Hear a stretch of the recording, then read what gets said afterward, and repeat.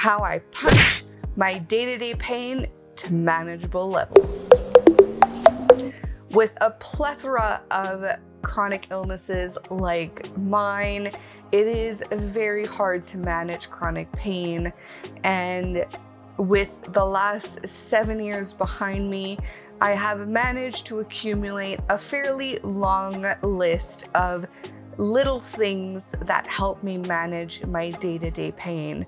And I thought it was about time I shared with you guys some of those tactics and some of the things that I have just added to my toolbox to just make my life a little bit easier. In tow, make my pain a little bit better. No, this doesn't change the fact that I need multiple types of medications and other things to keep my pain in check, but these are just other ways to manage pain without adding other medications and keeping things as manageable as possible.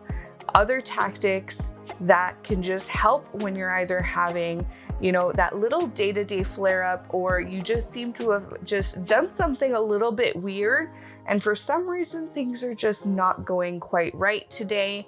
These are day-to-day tactics that you can implement, and I'm hoping they've helped me in the past, and I'm hoping they will help you. The first thing is there are a lot of things I just simply don't do anymore. Some of these are things I miss doing. Some of them are things that, well, I'm glad I just don't do anymore. Yes, it means that my partner has to do them.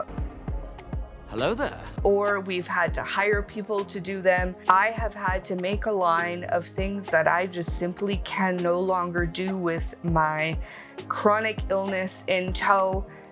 I just can't do it anymore. Things like doing the litter box for my cats. Now, we've agreed that having cats in our household is something that is still very important to us. And so Luke is taking over those responsibilities. Yes, it's something that he does every day. We have 3 lovely fuzzballs. Taking care of our cats is something I just can't do anymore. I love them and give them lots of love, but unfortunately doing the day-to-day feeds and litter box is something I can no longer do. And so that's something Luke does. Something like cleaning, I unfortunately don't do much of anymore. Cooking, something that I actually, really enjoyed doing with Luke. We used to do a lot of cooking together. I used to actually do the baking while Luke did cooking. Unfortunately, I can no longer do. It's very hard on me that it's something I can't do. I just don't have the strength anymore. I don't have the patience, and I can't do it. And so these are things that I've put a line in the sand. It doesn't mean I will never do them again, but for the time being, between the chronic fatigue, the Crohn's, and everything else that's going in life, I've just put a stop to these things. And I think these are things that I think have been good. I think putting lines in the sand for yourself and acknowledging the fact that these are things that you cannot do for the time being until you get better, acknowledging the fact that you have a chronic illness and that you are sick and that you need time to recuperate, to get better, to actually take the time to care for yourself and to make yourself feel better is desperately important. And the day that I chose to start taking care of myself is the day that I actually acknowledged that I was 1% better.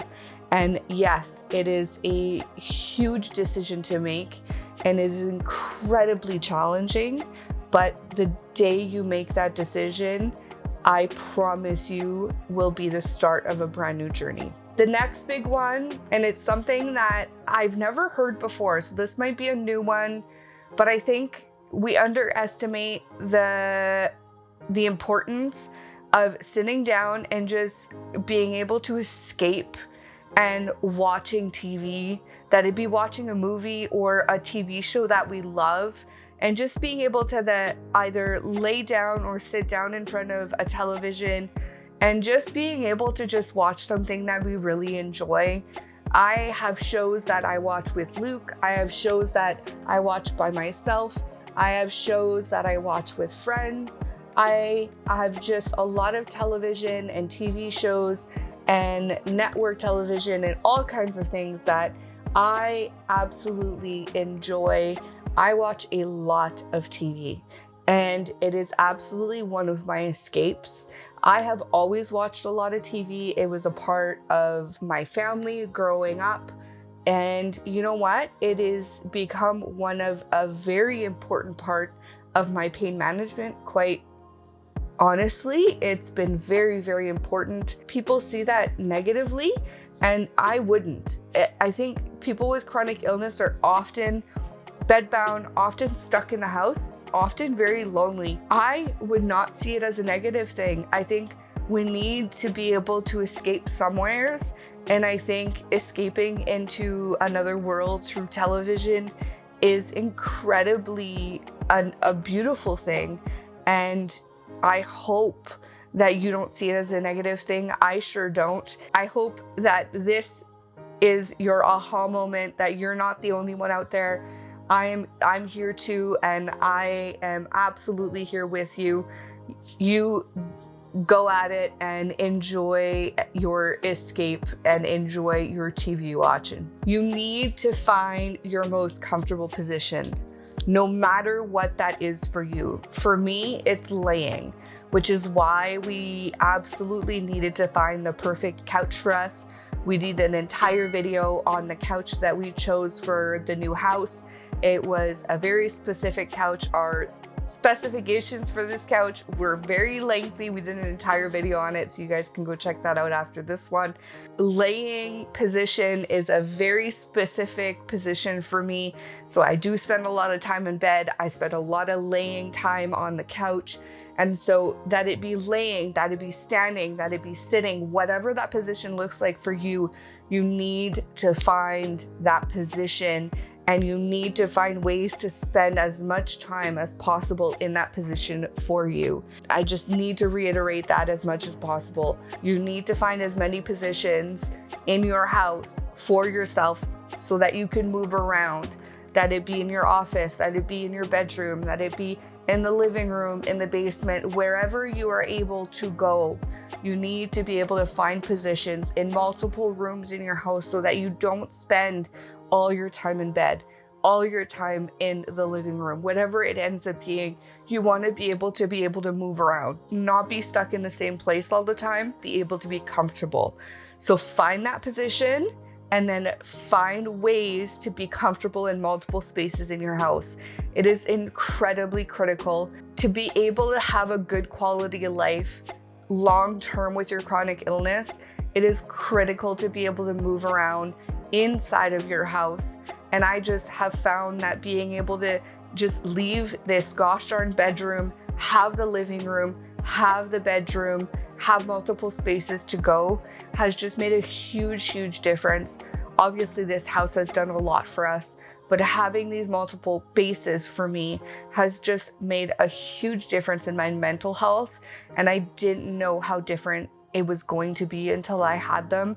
And so please, please, please find the position and then find a way to make it possible to be in multiple places in those positions in your home. Last but not least, be consistent. I know I say this in almost every video, and I know it might sound annoying at this point, but you need to be consistent. You need to be consistent with your meds. You need to be consistent with hydration. You need to be consistent with water.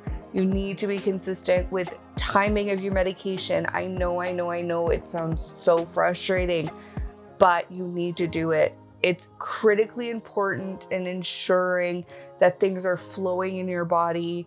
It's one of those things that I'm even bad about sometimes, but if you ensure that your meds are going in at the right time, that you're staying hydrated, you're getting your meals in, your body will just thank you so much. Get your sleep in, and make sure that you're getting enough sleep. being consistent with all of those things are just going to help you so much, especially if you have chronic fatigue, ME/CFS. All of those things are just, it's so hard. I know, I live it every day. I get it. I so get it. But when it comes to chronic pain and chronic fatigue and all of those things, managing all of these disorders together and having to manage all of that, consistency is going to help you so much. Ensure that you at least have a baseline that you're working with, and then you can start building stepping stones after that.